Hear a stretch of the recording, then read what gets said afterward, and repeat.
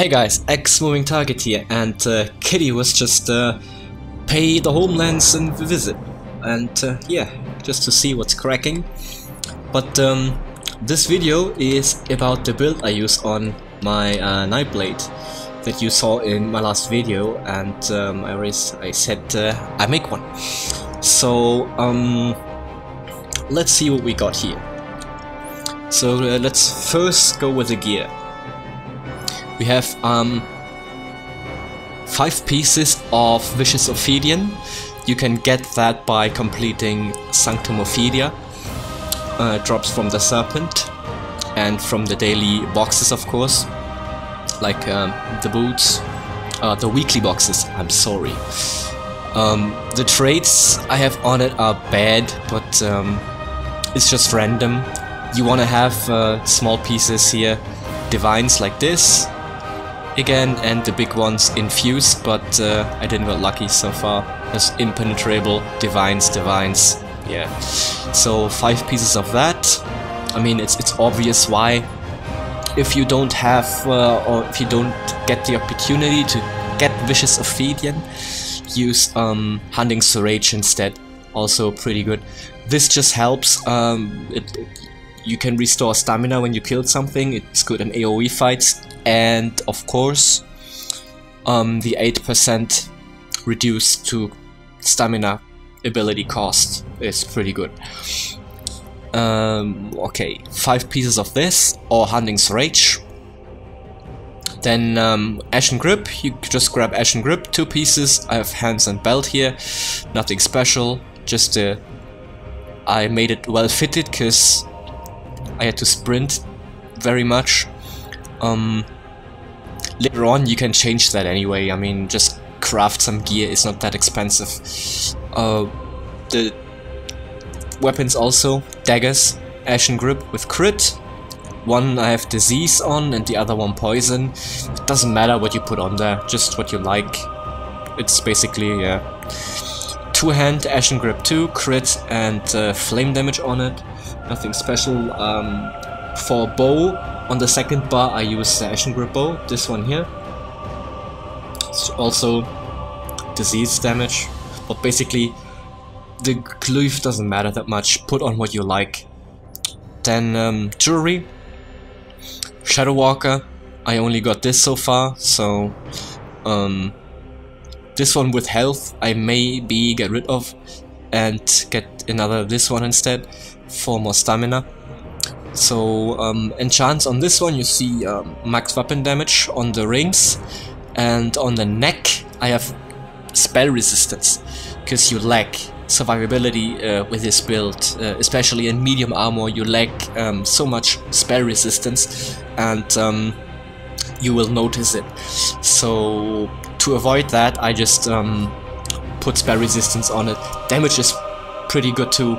It's like you don't lose much. If this is spell resistance or weapon damage, doesn't really matter. It's not that much difference. I rather take spell resistance so I don't die, because dead DPS doesn't do any DPS at all, so you don't do damage, so you want to survive a bit longer or a bit more. Helps also in groups and in trials, because you can just stand in the shit with this. Otherwise you can't stand in the shit and you just die because you don't have spell resistance. Okay, that's for gear. And the enchantments on my gear is everything is stamina, if you wonder, because I haven't showed it that much. For the first bar you want to use dual wield. At least I use dual wield, because dual wield is, you know, it's the berserker type of style, but like 2 one-handed. You just jump in and you smash everything down. It's fun, I like it. So Rending Slash, you could instead use Blood Craze, but Blood Craze isn't that great because Blood Craze just gives you a heal, and Rending Slash actually gives you more damage. So Rending Slashes is, in my opinion, the better choice for a DPS. Then Rapid Strikes, it explains itself. Basically, this is your spam ability, and Steel Tornado for AoE, because I use this bar for single target and AoE. So yeah, Steel Tornado, pretty good. Whirling Blades, you don't need the stamina, because you can avoid the stamina anyway. I mean, you still have stamina, doesn't matter. Rather take Steel Tornado, because the range is wider and you hit more things. In general, you do more damage to groups than with the Whirling Blades. So yeah, that's it for that. Then Haste with Morph Incapacitate, which buffs your heavy attacks by 12% and also ups your attack speed. You want to cancel rapid strikes with a heavy attack. No light attack, use heavy attack, it's better. So this is why you use this. Then Reaper's Mark. It puts a debuff on your enemy, lowers spell resistance and armor, helps for bosses and stuff. It's good. You can also use it to get more damage if you are doing AoE. If you just cast it on one target, and when it dies, it gives you a good chunk of damage too. And of course, Flawless Stormbreaker to get more damage out of these 3 spells here. So my second bar, usually I use this. This is my basically execute bar. Just only for executes. Don't use it earlier than like 20% of a boss. Impale. If your stamina is low but you have Magicka, you can just use this. Executioner. It's not level to max for this character, but doesn't matter. Executioner is pretty good. If you combine it with certain buffs, you can reach 2.4k executes almost, and that's pretty nasty. Power Extraction, you get weapon damage per target hit. If you have big AoE fights, you just do this, you do Whirlwind, Whirlwind, Whirlwind, and then you just switch to the other bar. You use Power Extraction once, and then you switch back and keep doing Steel Tornado. It's easy. Lotus Fan to close gap. If you're far away and there's a fight going on and you want to go in quick, you have your gap closer here. I choose this over the charge, because this actually hits multiple targets and your next attack that you do does more damage, so that's better, in my opinion. And then you have Momentum. I just unlocked it, so it's nothing, not leveled up at all. But you can level it up to Forward Momentum or Rally. I would use Rally, to be honest, because the heal, it also helps you when you play alone. But other than that, I don't know. Forward Momentum, remove his snare, doesn't sound that appealing to me, even if snares are so annoying. That might be better for PvP though, but I'm talking mainly about PvE here, so yeah. You just, when you do executes and stuff, when you use Executioner, in the execute phase you just cast this before, so you get more damage out of it. And here I have Veil of Blades. You could also, for pure single target, you can go with Soul Harvest.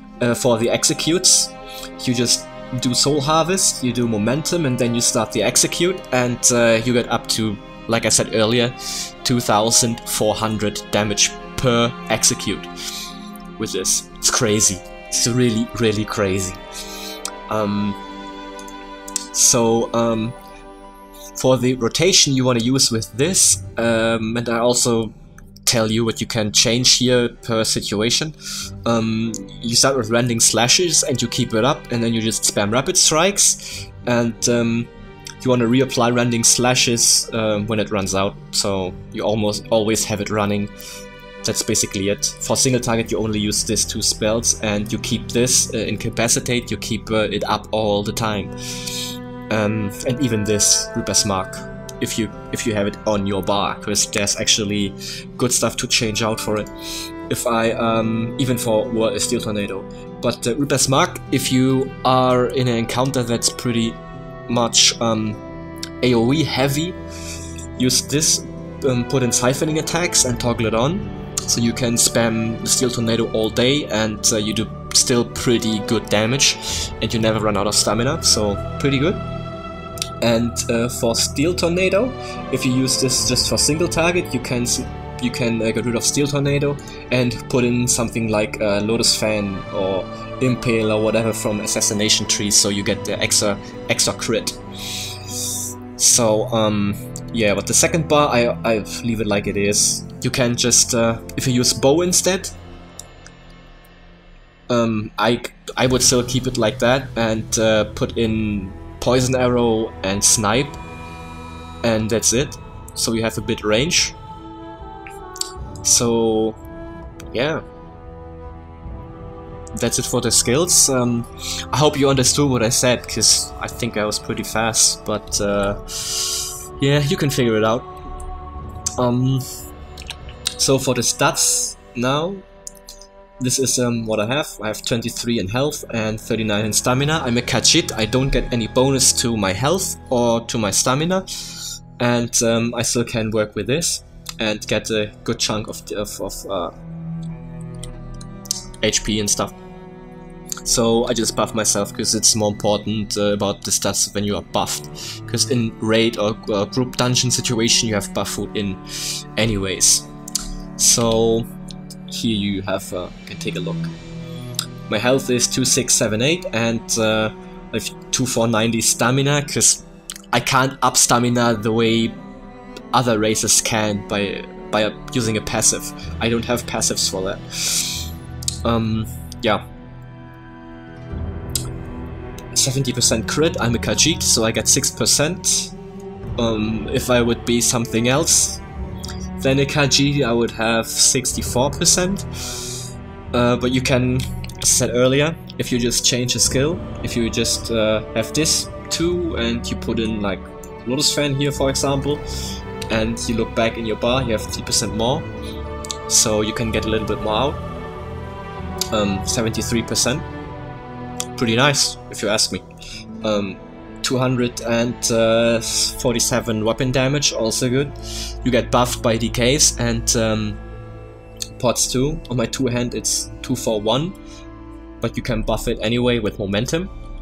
So then you have 263, and that's good. The crit just lags a bit on the two-hander, but it's fine. You have pots to get it up for the executes.